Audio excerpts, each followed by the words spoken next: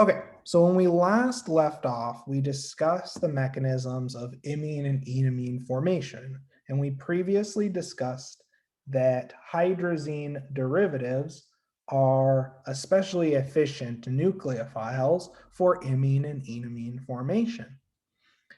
In the Wolff-Kishner reaction, we are first forming a hydrazine-derived imine.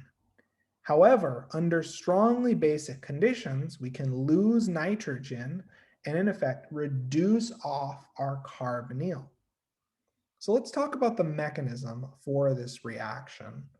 So in the first case, we have addition of hydrazine to generate an imine. So if we have our ketone or aldehyde under basic conditions,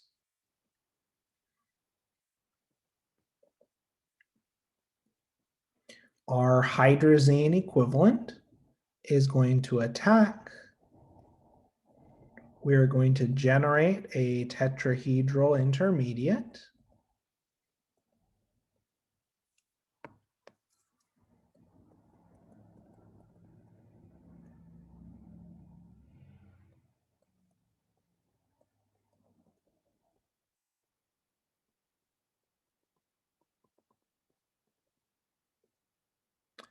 And then from here, we're going to engage in a series of proton transfers in order to make and activate our, in this case, alcohol as a leaving group.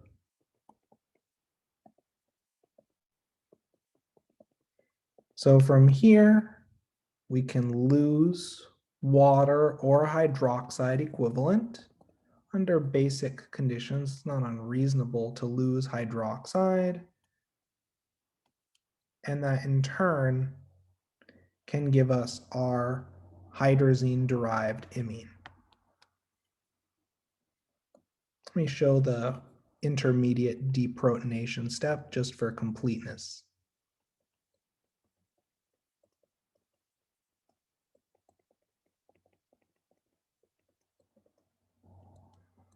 Okay, so we make the imine under mildly basic conditions just as usual. Okay, now, unlike a normal imine or enamine, these hydrazine-derived imines can be protonated or deprotonated at the second nitrogen. So hydroxide will come in and pull off a proton. This generates an anion, which we can delocalize via resonance to the benzylic position. So we can kick our lone pair down, break one of our carbon-nitrogen double bonds, and that gives us a carbon-centered anion. From here, we both would agree that this carbon-centered anion is quite basic, and as a result, it can be in turn protonated with solvent. Okay, so we have in effect installed a proton at our carbonyl carbon.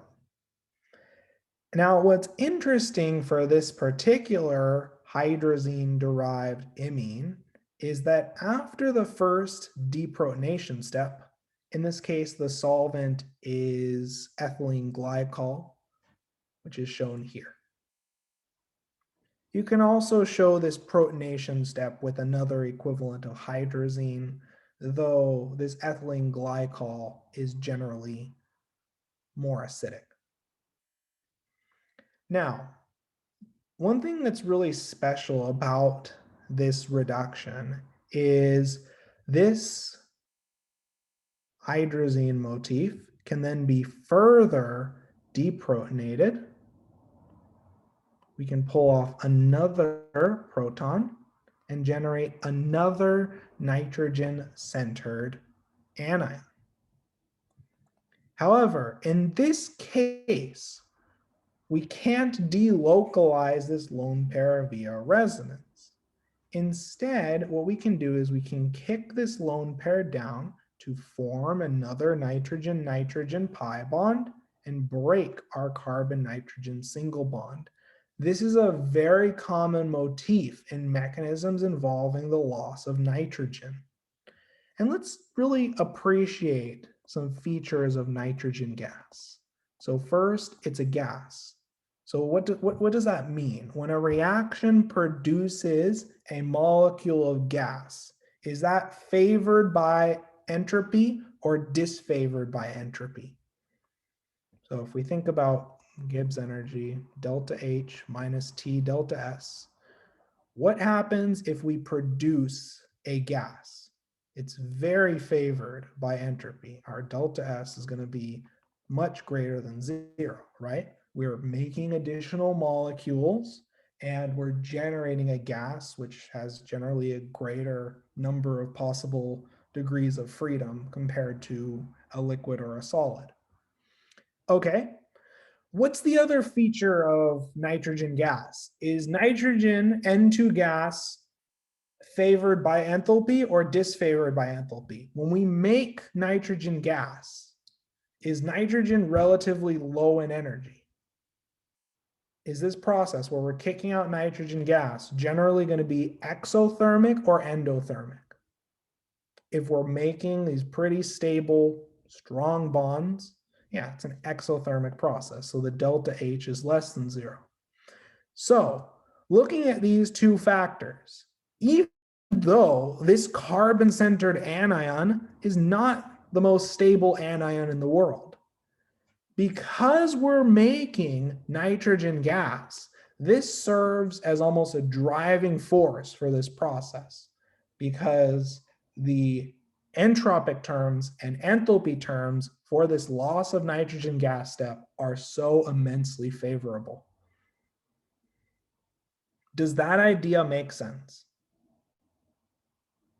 It's just like when we looked at Wittig reactions, formation of the phosphorus oxygen double bond, which is also very stable. It's also a very exothermic process, can drive the reaction to completion. Does this idea make sense? Even though this step looks odd on paper, forming nitrogen gas as a byproduct can make this step overall favorable. Is that a delta G at the top there? Okay. Yep. Gibbs energy is based on the enthalpy and entropy terms. Does this idea for how the loss of nitrogen gas and formation of nitrogen gas as a byproduct can help drive reactions to completion, does that idea make sense? So once we make this carbon-centered anion, all we have to do is deprotonate it. All we have to do is protonate our carbon-centered anion by deprotonating solvent, and that gives us our final product. As we notice, the reason why this reaction is called the Wolff-Kishner reduction is because even though we started out with an aryl ketone or aldehyde, in the end, what has happened to that carbon? Has this carbonyl carbon been oxidized or reduced? Reduced. Exactly. So just as a recap, the first step of our mechanism is a typical imine formation reaction. We make our imine, in this case, it's a hydrazine-derived imine. We then deprotonate our hydrazine-derived imine, and we delocalize our nitrogen lone pair onto the conjugated carbon. That carbon-centered anion can be protonated. From here, we can deprotonate our hydrazine derivative one more time, and then when we lose nitrogen gas, we make another carbon-centered anion. And this carbanion can be protonated with solvent to yield our final reduced product. For those wondering, because the book only really shows aryl ketones, it works also on alkyl ketones. So it tolerates alkyl and aryl ketones. So you can just as easily, for example, reduce off this cyclohexyl ketone under Wolff-Kishner conditions, which involves using hydrazine, ethylene glycol, and potassium hydroxide at very high temperatures. Does this mechanism make sense to everyone? One of the main points of utility for the Wolff-Kishner reduction is that it allows you to reduce relatively non-reactive alkyl ketones and cyclic ketones. So it's quite a powerful reaction. So, any questions on this mechanism and any questions on this idea of nitrogen byproducts as a driving force? You'll always get out an sp3 carbon, right? Because looking at the final product, this is an sp3 carbon. Because we've, in effect, reduced our carbon with two equivalents of hydride in quotes.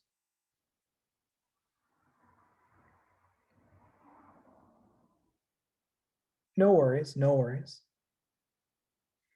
So in effect, hydrazine was oxidized up to nitrogen, and our ketone was reduced down to the just typical alkyl derivative.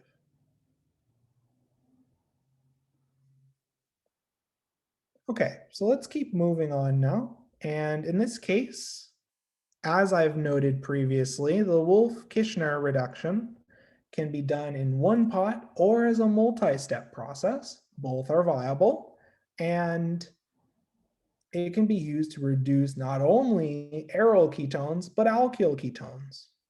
So the first step of this two-step mechanism is a review, where we treat a ketone with an amine under acid catalyzed conditions. We will get what product? What are these first conditions trying to accomplish? What will we make under these first conditions if we have a primary amine and a ketone reacting under acid catalyzed conditions?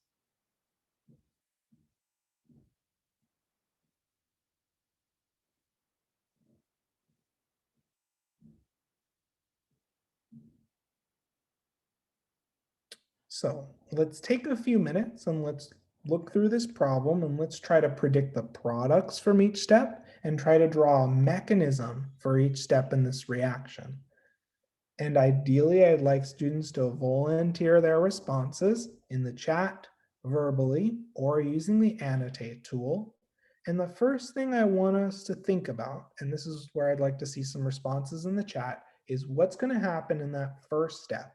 When we take a ketone, we treat it with a primary amine under acid catalyzed conditions.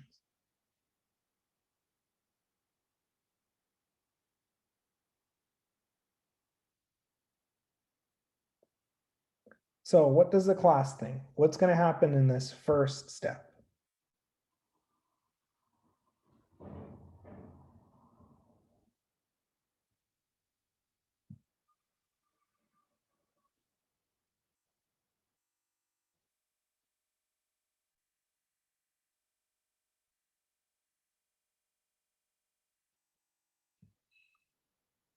We have one student noting the nitrogen will attack the ketone carbon. Yep, that is a viable first step under these acid catalyzed conditions. Though we typically, under acidic conditions, activate our ketone first via protonation. Now that we have this substantially activated carbonyl electrophile, our nucleophile, which is our hydrazine amine, can attack the electrophilic carbonyl carbon.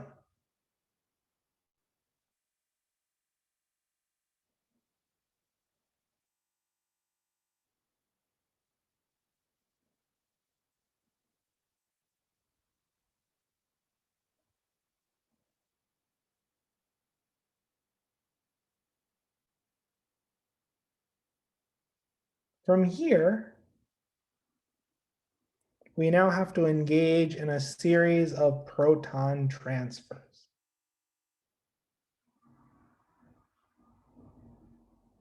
So in our previous example, was the nitrogen able to attack the ketone without it being activated because it was under basic conditions? Exactly right. And because it's under basic conditions, you're unlikely to see a protonated ketone because it's a highly acidic functional group.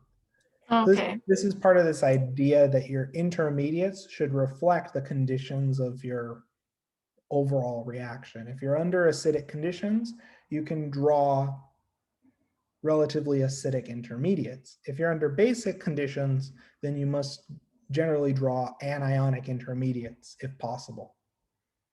Does that make sense? Yes, thank you. Perfect. So this is the textbook mechanism for imine formation. So our nitrogen has attacked our activated electrophilic carbonyl carbon, and now we're engaging in proton transfers to prepare and activate water as a leaving group. From here, now that we have water, which is a wonderful leaving group, we can kick down our lone pair and generate our desired imine. So anytime you see a primary amine under acidic conditions, you're looking at textbook conditions to make an imine derivative of a ketone.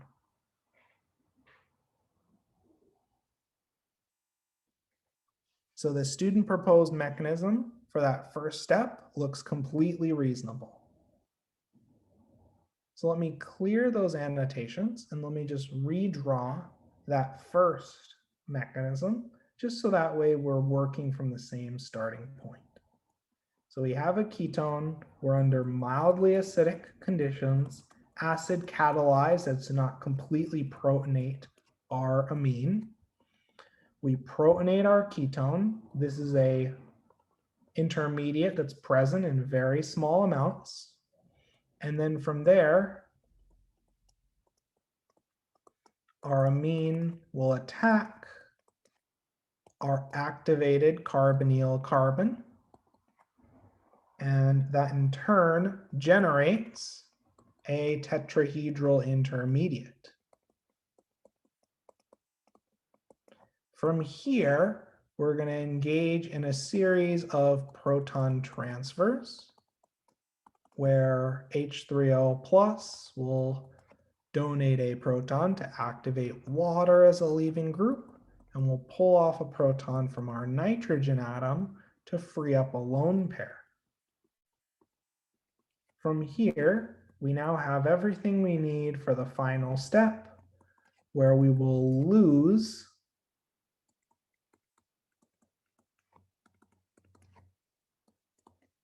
water and generate. In this case, I'd like us to note, we're not going to be directly generating our imine. We instead make an iminium, which has to be deprotonated one last time to get our neutral imine. Now, this imine is perfectly isolable.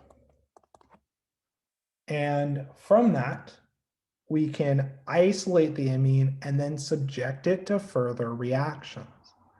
So if we take this imine as drawn and treat it with potassium hydroxide and water and heat, and just to put our additional solvent in this case, you can use an alcoholic solvent. It's often traditional to use ethylene glycol, though it's not entirely necessary.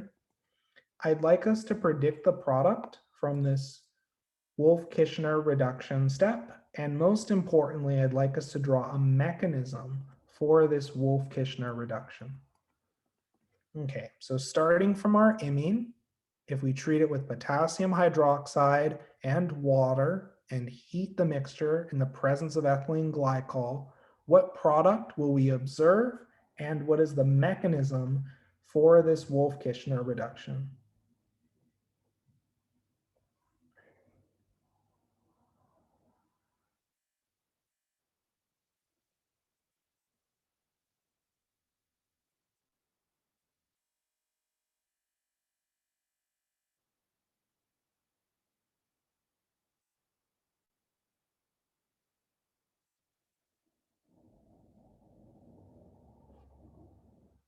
So let's take a few minutes as we work through this example, and then I'd like students to share their proposed responses for the product from this second step and the mechanism for this second step in the chat, verbally, or shared directly on the class whiteboard. And I find practicing the mechanisms for these reactions can really help you both develop the mechanics of drawing mechanisms and also notice parts of the mechanism that you have further questions on. And I'm going to draw this substrate, draw this hydrazine-derived imine suggestively to help hint at the first step.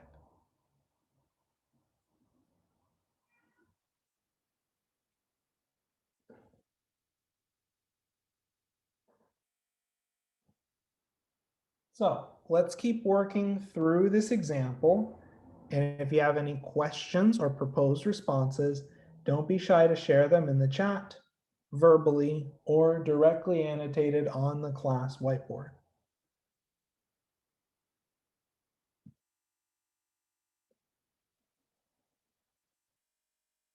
Water will pull off the proton on the Sure. nitrogen. Is there something more basic than water that we have in our reaction mixture? An OH group. Yep, exactly right. But the general first step where we deprotonate our hydrazine nitrogen is completely correct. Okay, now ideally, I'd like a student to share an arrow pushing mechanism for the next step. What happens next?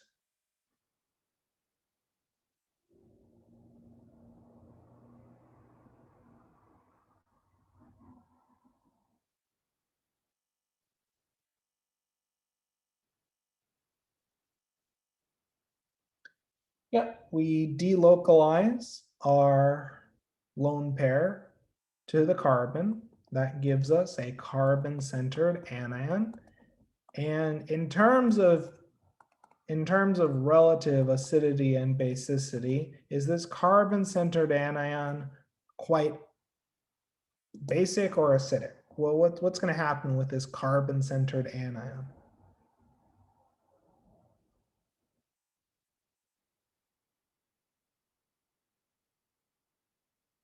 Yeah, sp3, well, carbon-centered anions in general are quite basic. And do we have an acidic solvent component or even a mildly acidic solvent component that can react?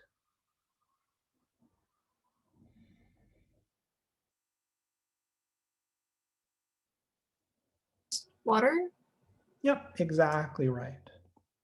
So water or ethylene glycol can donate a proton to our carbon-centered anion. And from here, we're now almost ready for the most interesting step. The reason why it's a double-sided arrow, I'm glad someone noticed that, is because it's not really a mechanistic step because we haven't formed or broken any bond in this process, right?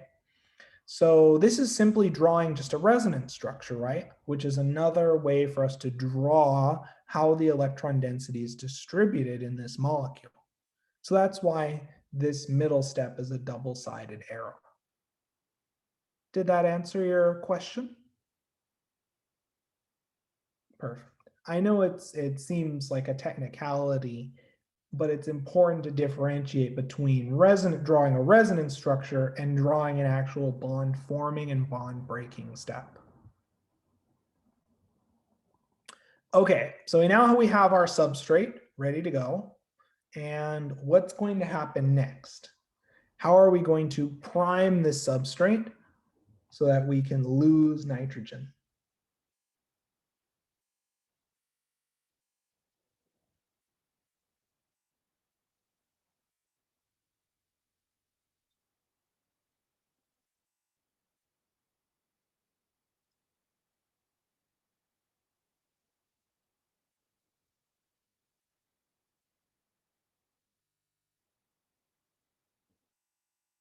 Yep, exactly right. Hydroxide is going to pick up another proton. So let me just redraw that on the class whiteboard. but the student proposed mechanism and the arrow pushing steps for that mechanism were perfectly reasonable. Okay, now we have this nitrogen-centered anion. We can't delocalize our anion. So what's going to happen with this nitrogen-centered anion?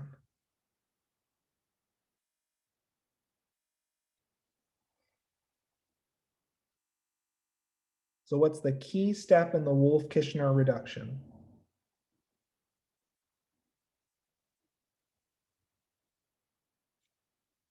And the formation of nitrogen gas. So Yep. the electrons will form an alkyne, or wait, Yeah, a triple bond.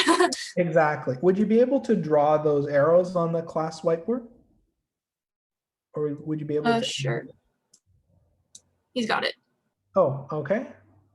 And what's the next set of arrows? Because we can't have a nitrogen with 5 things, 5 bonds or lone pairs. So what happens when we form that triple bond? What bond breaks?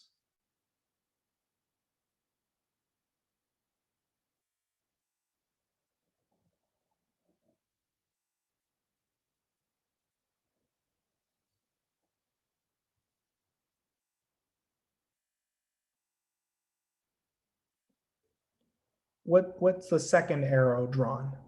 So we form our triple bond.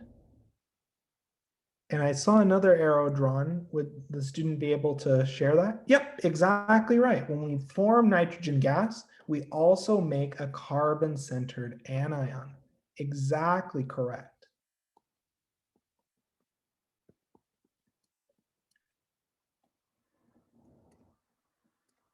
I know it looks a little weird to draw at first because you don't typically make carbon-centered anions. Now, once we have this carbon-centered anion and we have some water floating around, what's going to happen next?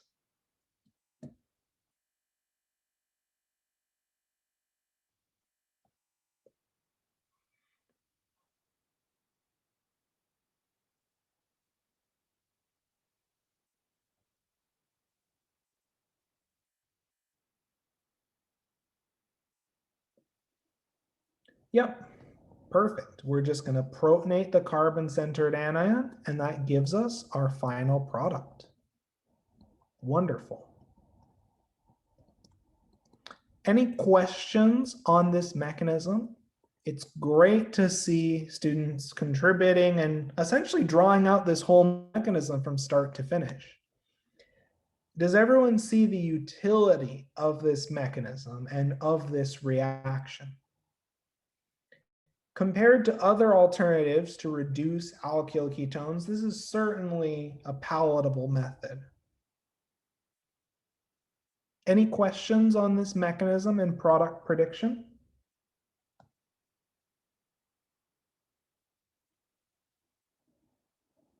Any other questions I can address?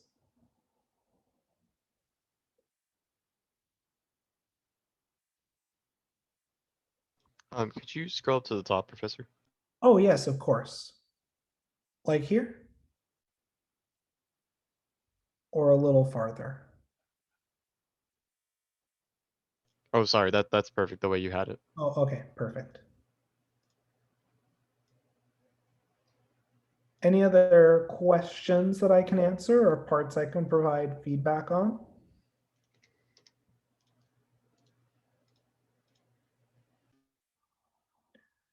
Okay, so let's keep going now and let's talk about another reaction that is driven by forming a very stable bond, and that is the Wittig reaction.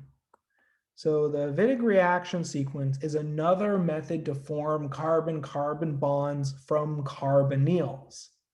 And more specifically, it converts a carbonyl or carbon-oxygen double bond into a carbon-carbon bond with a note that it only really works well when you have a ketone or an aldehyde. The Wittig reaction is not very well behaved when you have an ester, amide, or acyl chloride. Okay, the Wittig reaction fundamentally is the nucleophilic addition of a phosphorus ylide to an aldehyde or ketone. So an ylide is a species with opposite charges on adjacent atoms. So for example, if you take triphenylphosphine and react it with any alkyl halide, you'd make the triphenylphosphonium salt. From here, just to show what's going on, any equivalent of base, in this case butyllithium, a strong base is often used, can be used to deprotonate the carbon adjacent to our phosphorus to make a triphenylphosphorane ylide. Notice how the phosphorus has a positive charge, the carbon has a negative charge. Does this make sense to everyone? The definition of an ylide?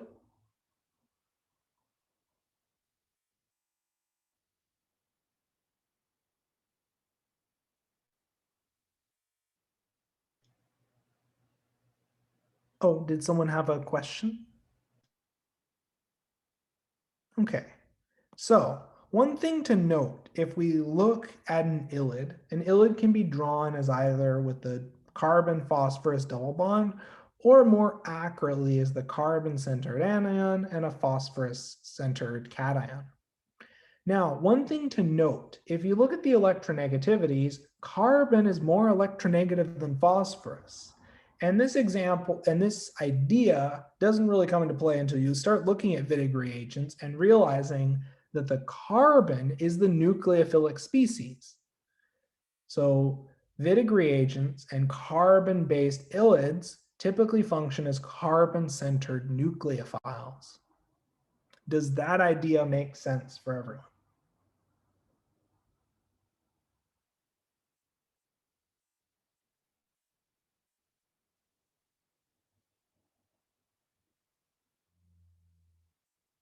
Okay, so let's talk about the mechanism for the Wittig reaction. And there are two major mechanisms put forward, and the mechanism slightly depends on substrate.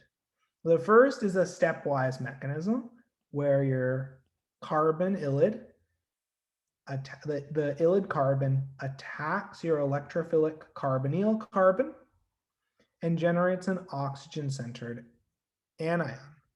From here, the oxygen attacks the electrophilic phosphorus atom, and we make an oxaphosphetane intermediate. From here, and this is the unique step of the Wittig reaction, a retro 2+2 cycloaddition occurs. So this is a 2+2 cycloaddition. So a retro 2+2 cycloaddition is the reverse process in which two sigma bonds are broken and we form two pi bonds. And the main driving force in this reaction is that we form a very stable phosphorus oxygen double bond. If we look at the bond enthalpy associated with the phosphorus oxygen double bond, it becomes very clear that forming this phosphorus oxygen double bond is almost like a thermodynamic sink that makes this process heavily favored via enthalpy. Once again, this process is also favored via entropy, as we start with two molecules, we end with two molecules. So when you run Wittig reactions, one major problem actually with more reactive substrates is that because the Wittig reaction is so relatively exothermic, it can often run away if you add all of your ylide at once. So does everyone understand this first proposed mechanism? Attack of our nucleophilic ylide carbon on the electrophilic carbonyl carbon. The oxygen atom then attacks our electrophilic phosphorus atom. And then we have a retro 2+2 cycloaddition to form our carbon-carbon double bond and to form a stable phosphorus oxygen double bond. You may wonder, why are we looking at triphenylphosphine derived ylids? That's because triphenylphosphine is the easiest phosphine to handle without having to resort to air-free conditions. Most phosphines are air sensitive and can catch on fire in the presence of air.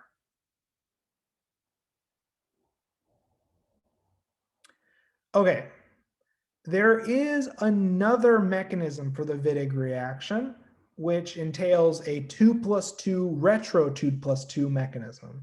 So in this case, we have a concerted 2+2 cycloaddition, where 2 pi bonds are broken to form 2 sigma bonds. And then from there, from this oxophosphetane intermediate, we have a retro 2+2 cycloaddition. You're welcome to draw either mechanism for the Wittig reaction, though I would note that this stepwise mechanism is important to help us understand and to help us appreciate the stereo control for the Wittig reaction. So is everyone comfortable with the two mechanisms for the Wittig reaction?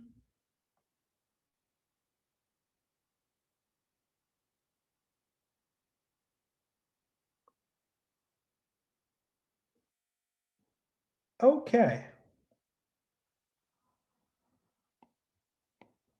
So when we think about the stereochemistry of the Wittig reaction, Z products tend to dominate for ylids lacking electron withdrawing groups. We call these unstabilized ylids.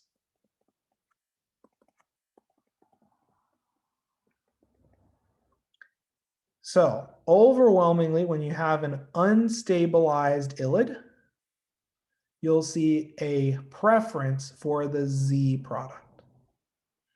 This method is sensitive to the corresponding salt used, and sodium salts typically give higher Z to E ratios than lithium salts, which is unfortunate because it's a little more difficult to use the sodium derived bases or sodium paired with another basic anion. They're less commercially available than, for example, butyllithium. Anyway,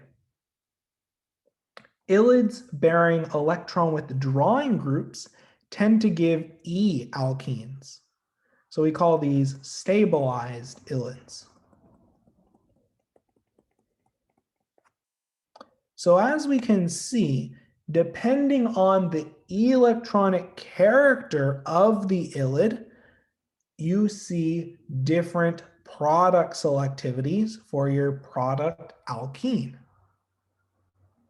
Does this idea of stereo control for the Wittig reaction make sense?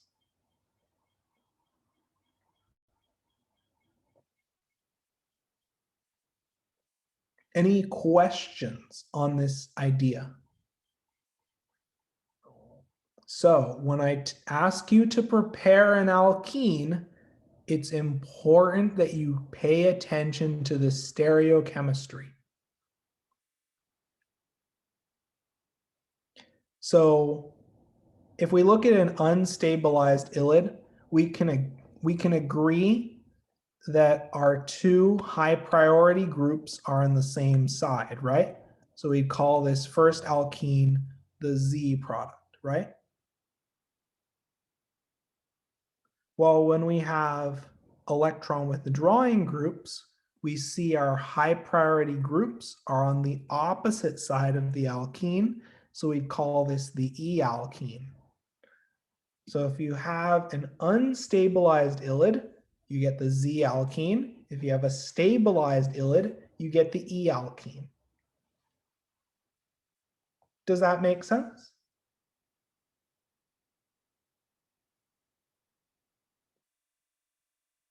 Perfect. Any other questions?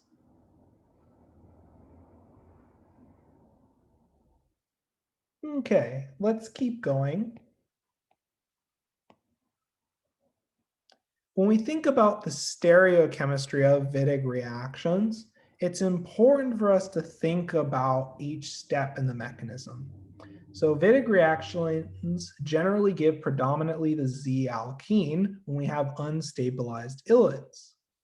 The reason for that is when we have an unstabilized ylid, the first step is very fast, and the decomposition of the betaine is the rate determining step. Thus, the Z alkene is generally favored.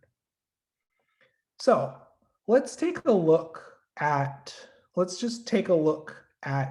two pathways, and let's look at these two potential products, A and B. So when our carbon-centered anion in our ylid attacks our carbonyl carbon, there are two possible outcomes. The first of which is you end up with the carbon phosphorus bond and carbon oxygen bond on opposite faces, and you end up with both of your alkyl groups on opposite faces. Does everyone see how R1 and R2 are separated and are anti to each other?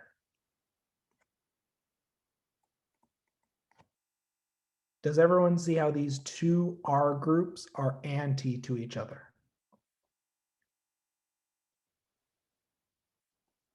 Now, because just like we talked about previously, the carbonyl is flat and there are two potential approaches, there are two potential products that we can make. So if we look at case A, in this case, after rotation,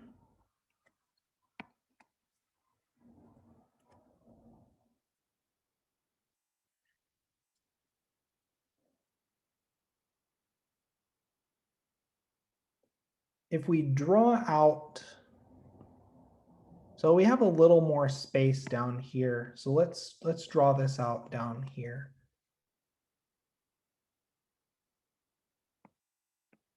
So there are two cases. Let's start with case A and case B. And let's just redraw our reaction once again.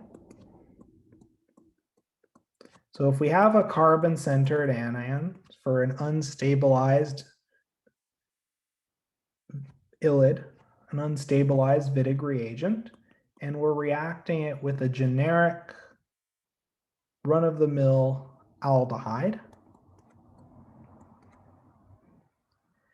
we have two approaches. I'll label them A from the quote-unquote top face and B from the bottom face. These give us two unique products. So in the first case,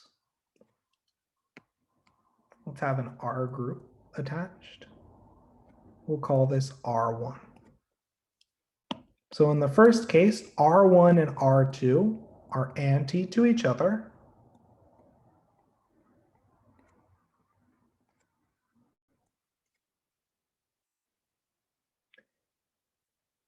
And from here, just redrawing this first product.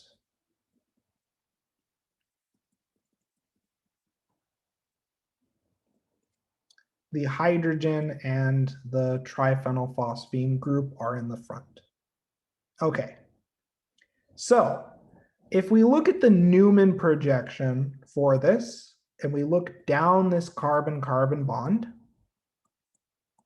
we have our triphenylphosphine group on the right, our hydrogen on the left, R1 is pointing down. Now I'm going to ask for the class to help me out on this. Where is R2 pointing?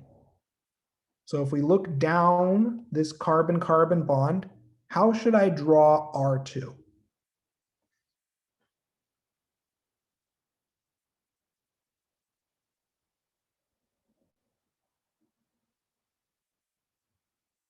Pointing up, right?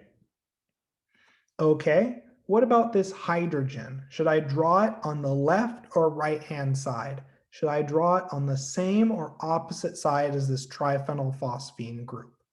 Should I draw the hydrogen on the left or the right? On the right, exactly. And then the oxygen goes on the left just by deduction. Okay, now I'm going to draw one more rotated form. I'm not forming any new bonds or breaking any new bonds. I'm just setting things up to make it easier to see. Now, in order for us to form our carbon-carbon double bond, we need to make the oxaphosphetane or betaine intermediate. And in order for that to happen, this oxygen and triphenylphosphine group need to be on the same side, right? And we can accomplish that pretty easily here.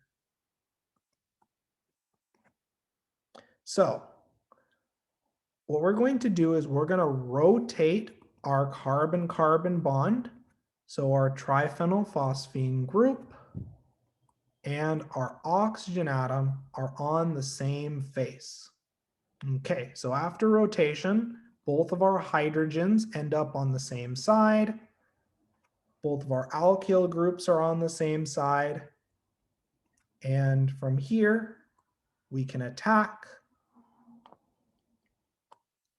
That in turn gives us our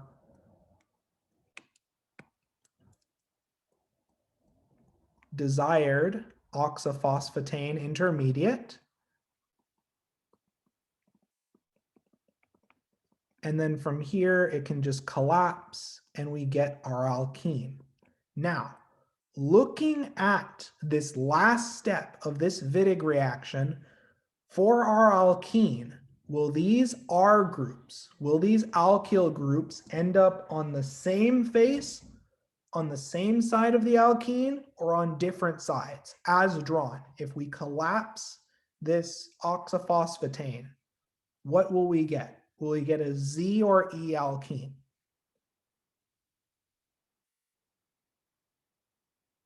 Z, exactly right. This gives us a clear example of a Z alkene. Okay, now this is really important to consider. The reason why the Z alkene is predominantly favored when you have an unstabilized ylid is that the collapse of this betaine intermediate is the rate limiting step. And in terms of the addition, this approach, which places our bulky alkyl groups on the opposite face during the approach, is often favored. So if the addition occurs readily and you don't have a lot of time to equilibrate from the addition step, you will typically observe a prevalence of this intermediate with the two R groups initially anti to each other.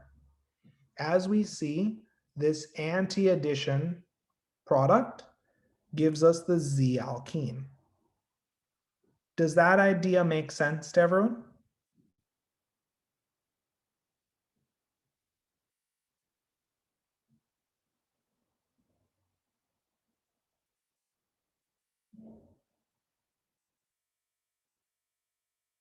Does everyone see how this addition product led to the Z alkene?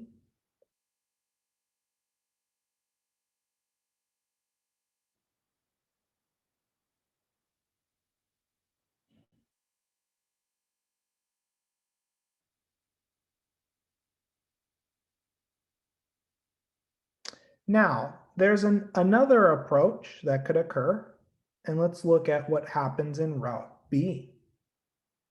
So in this case, we approach, there's a very, very subtle difference in our product. Let's see if we can catch that and notice what happened here.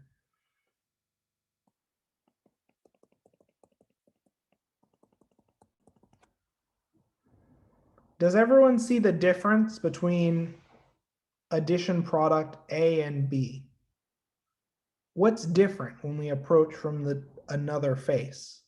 When we approach from the opposite face? What do we notice has changed?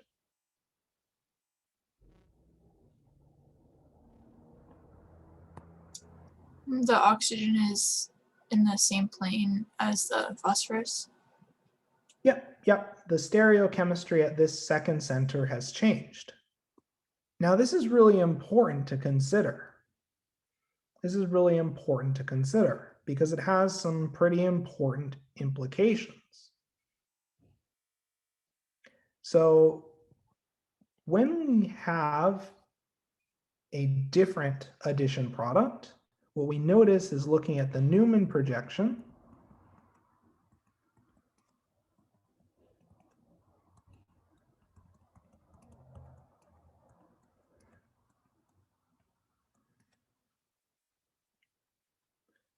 well, we notice a few things. First, looking at this Newman projection, the relative position of our substituents has changed. That much is clear. Further, we see that once we line up the oxygen and phosphorus atom to make that oxaphosphetane intermediate that we need, we notice that now our alkyl groups are on opposite sides of the alkene. And that in turn would give us the E-alkene. Now, generally the reason why we don't see a lot of the E-alkene when we have an unstabilized ylid is that the addition step is relatively fast and the rate limiting step is the collapse of this oxaphosphetane intermediate. So as a result, we don't really see equilibration or reversibility in this first step to generate more of this addition product B. Okay, so does everyone understand the mechanism for the Wittig reaction? And does everyone see how we can explain and show how each of our two alkenes are formed by drawing out Newman projections? Does everyone see how we can go from addition product to Newman projection to final alkene product for the Wittig reaction? Does this process make sense to everyone?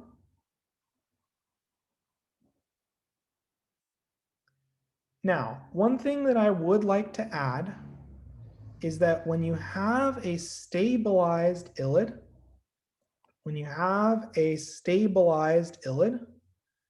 the addition step is slow.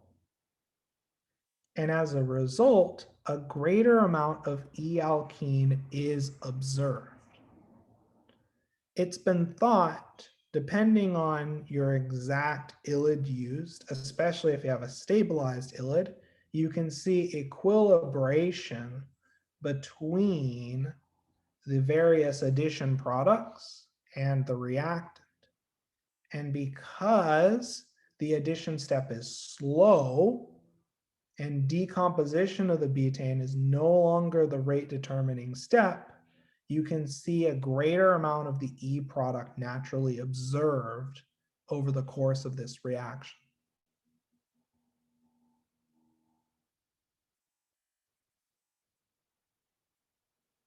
Any questions on the mechanism for the Wittig reaction and drawing Newman projections to help explain the stereo control for this reaction? I'd like you to know generally when you work with unstabilized ylids, you see more Z product. When you work with stabilized ylids, you see more of the E product.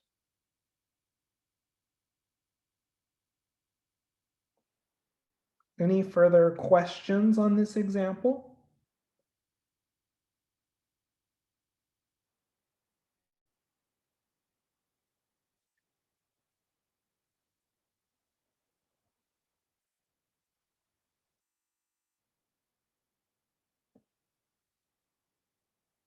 Okay, so let's keep going now. And let's talk about some uses of the Wittig reaction.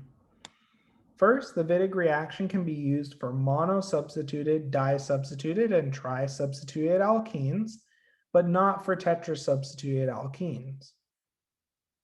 The reaction yields a pure alkene of known structure. And it's especially useful to prepare what are known as exocyclic alkenes.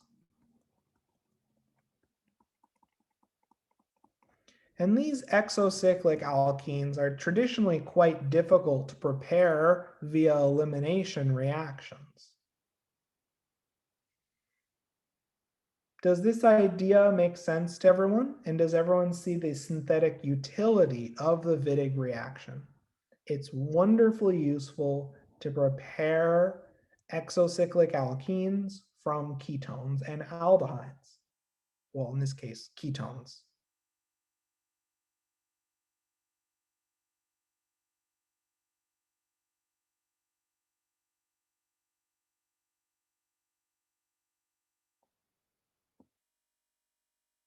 Okay, let's keep going now.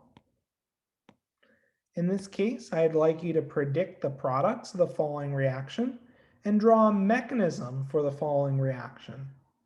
And just to make things a little more interesting, let's look at what happens if we have a methyl group on one side of our ketone.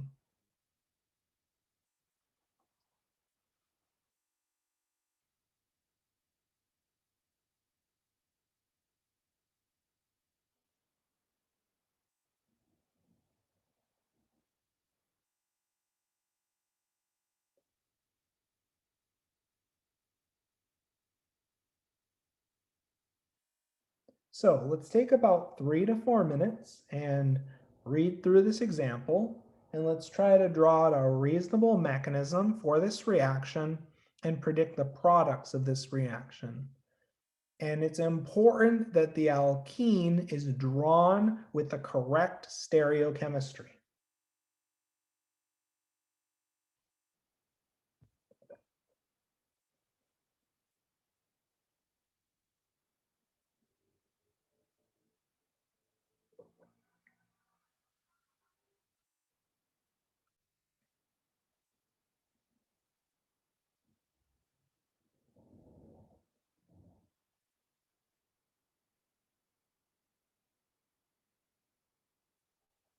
And if anyone has any questions as they work through this example, don't be shy to ask your questions in the chat or verbally, and don't be shy to share your proposed mechanism in the chat verbally or on the class whiteboard. So we have one student who's starting to draw the mechanism for the reaction. And they were starting to draw. I see. So you're drawing the 2+2 concerted mechanism. Yep, that's perfectly reasonable. Okay, would you be able to show the oxaphosphetane intermediate?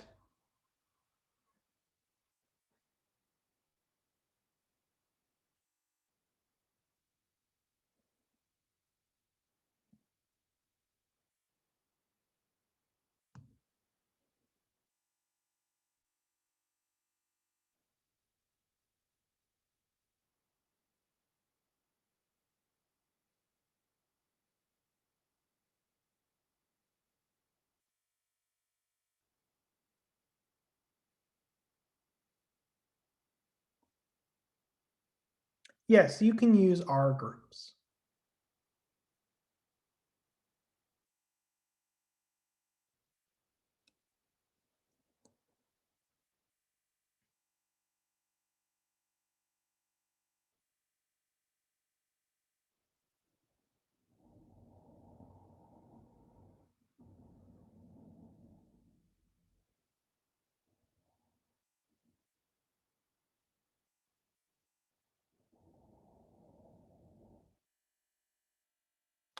So the reason why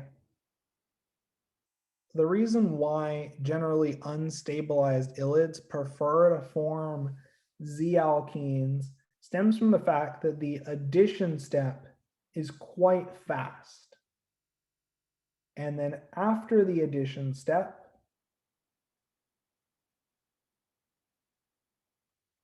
once you make your oxaphosphatane, you generally don't see a significant amount of cycling back to the alternative addition product.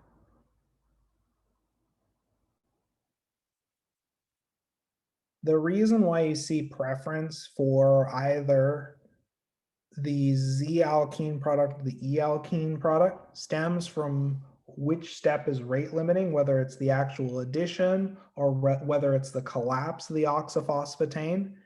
And then it also stems from the relative energetics of the addition products and the actual oxaphosphatane generated. Since one of them is syn, the other one's anti. Did that answer your question?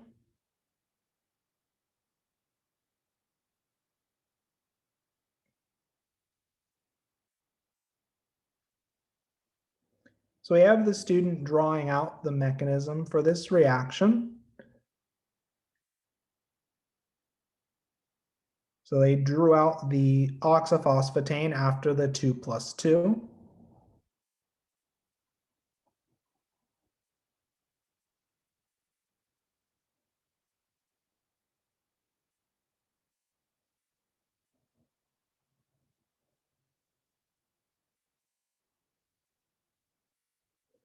There is a preference in terms of which addition product is preferred. Yes, there is a difference between the two addition products.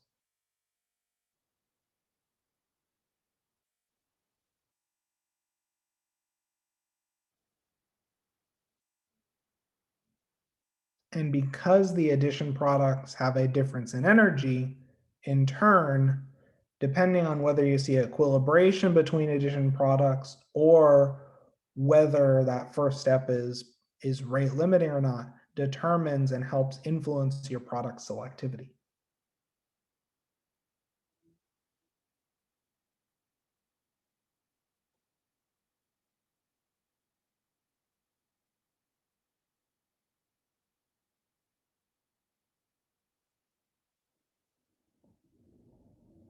So we have the student mechanism. So right now they're at the, so right now I currently see that they're at the oxaphosphatane intermediate. They've drawn the oxaphosphatane intermediate after the 2+2. And what's the next step in this mechanism? How do we form our carbon-carbon double bond?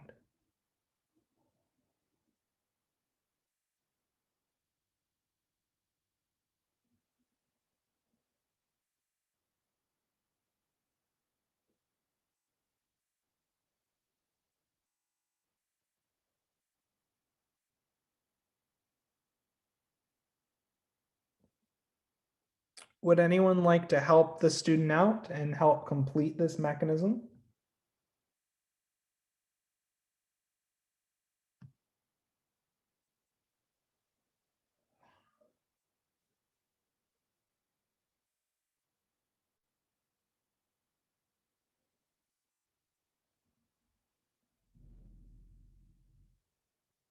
Yep, exactly right. We have a retro 2+2, which entails in collapse of this oxaphosphatane.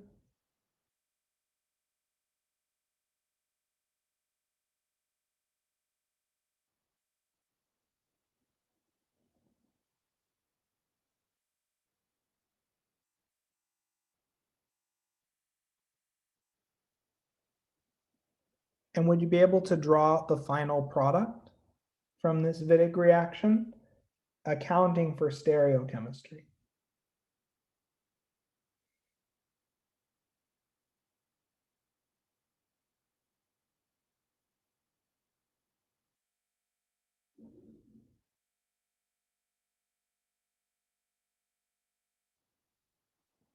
Well, let's see what product that you draw and then we can comment on it.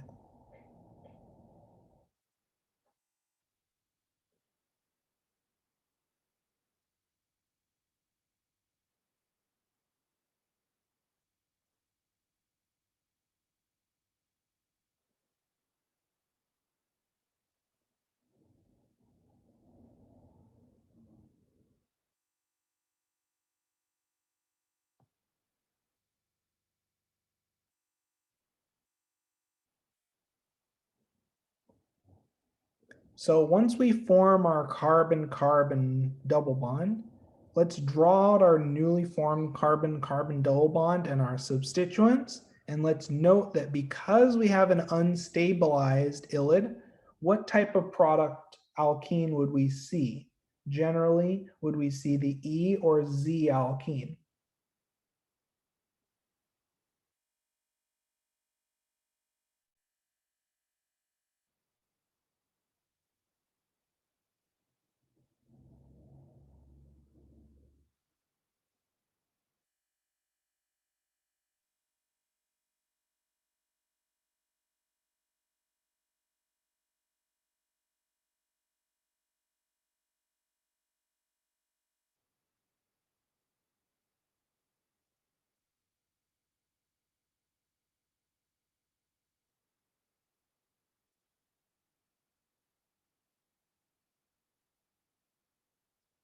So we'd expect to see the Z alkene. So let me help you out with that. So you're correct in noting the 2+2 step. Another way you can draw it is the attack onto the carbonyl, but I don't believe that the 2+2 mechanism drawn is unreasonable by any stretch. So let's draw that and let's showcase the student response. Okay, so in this case, we have our ylid. We have an initial 2+2 step. And we make an oxaphosphetane intermediate.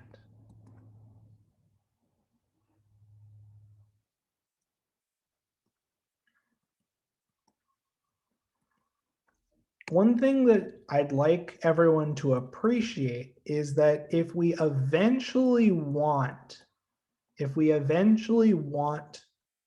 form the Z alkene, looking at this oxaphosphetane intermediate, if we wanted to make the Z alkene, do we have our highest priority substituents on the same face of this oxaphosphetane intermediate? Are our bulky substituents on the same face? Are both of our bulky substituents pointing out of the page towards us? Looking at this drawing, does this oxaphosphetane match the intermediate that we'd need to get the Z alkene? Does this match?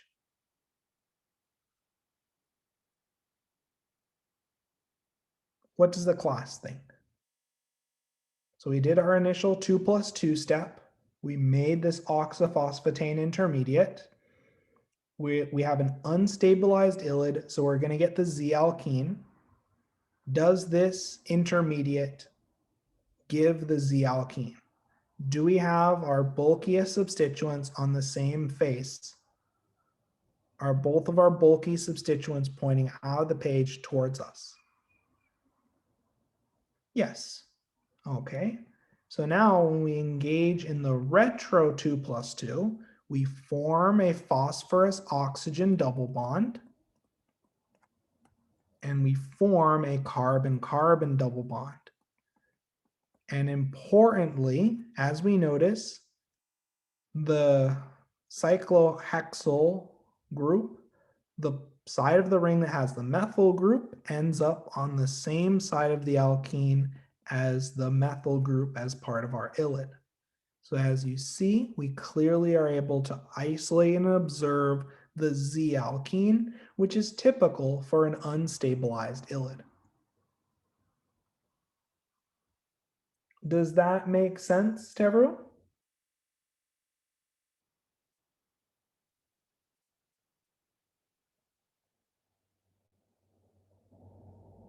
Now, if we wanted to draw the stepwise mechanism, let's draw the stepwise mechanism as well.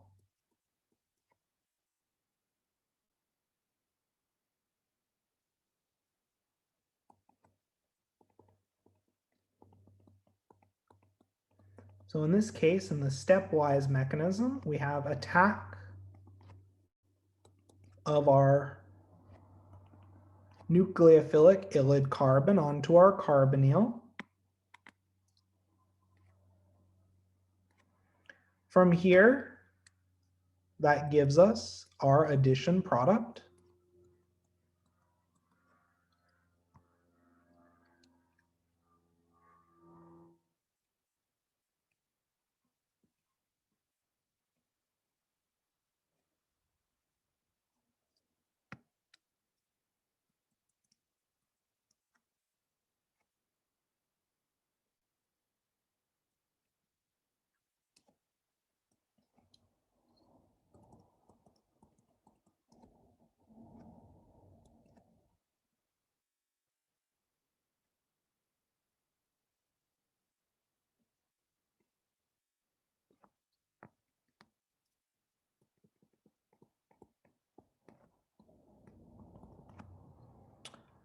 Okay, we can now draw out our Newman projection.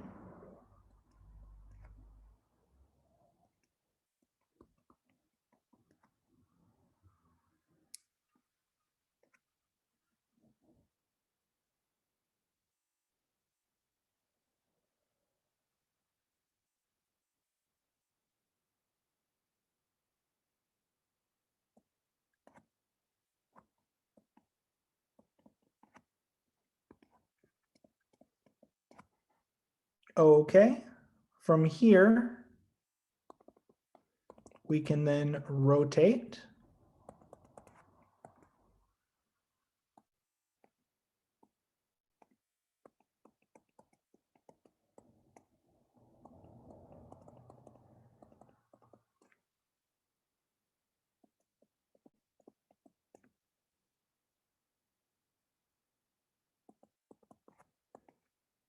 Okay, from here, we can then make the oxaphosphatane.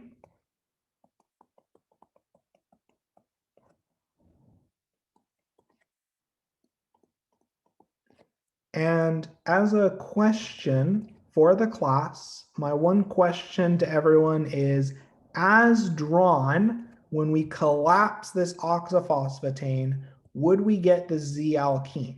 Are our bulky substituents on the same side of the alkene?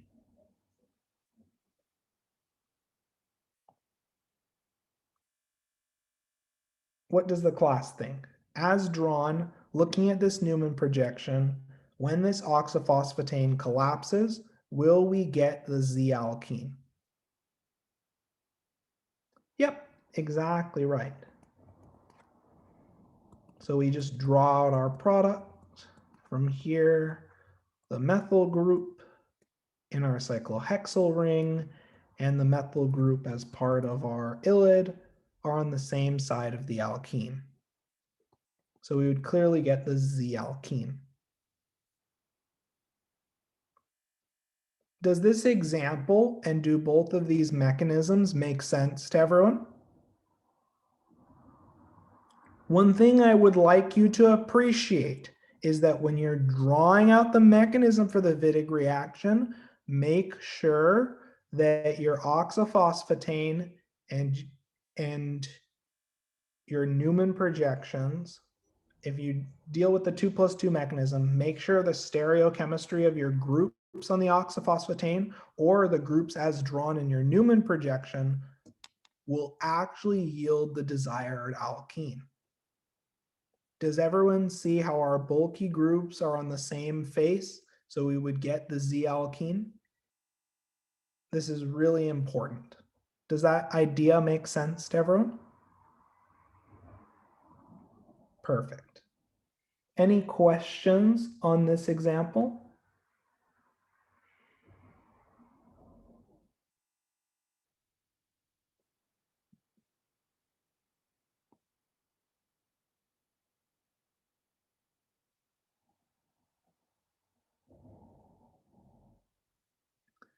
So with stabilized ylids, the addition step becomes the rate limiting step. Well, the actual collapse of the oxyphosphatane or betaine intermediate occurs more readily. And because the addition step is rate limiting, and because you can even see equilibration between addition products and the reactant, you can get more cycling and a greater amount of the E product observed. Because the E alkene product and the betaine that gives the E alkene product is lower in energy, right? Because you're having the bulky groups trans to each other rather than cis. But with an unstabilized ylid, the addition step is very fast. And when you have a stabilized ylid, the addition step is slower, and you can start to see some equilibration. There's been a lot of study for the mechanism of the Wittig reaction, and depending on substrate, whether this 2+2 retro 2+2 mechanism is operative or this addition mechanism, more of a stepwise mechanism, is operative. Did that answer your question? In terms of what you need to know for this class, I just want people to be able to see and justify to themselves in their mechanism, why am I getting the Z product? And just show mechanistically how that occurs, looking at the Newman projection and looking at this oxyphosphatane or betaine intermediate. And that's what I'm trying to get people to develop, this skill of drawing out mechanisms deliberately to show and help explain the stereochemistry. Any other questions on this example?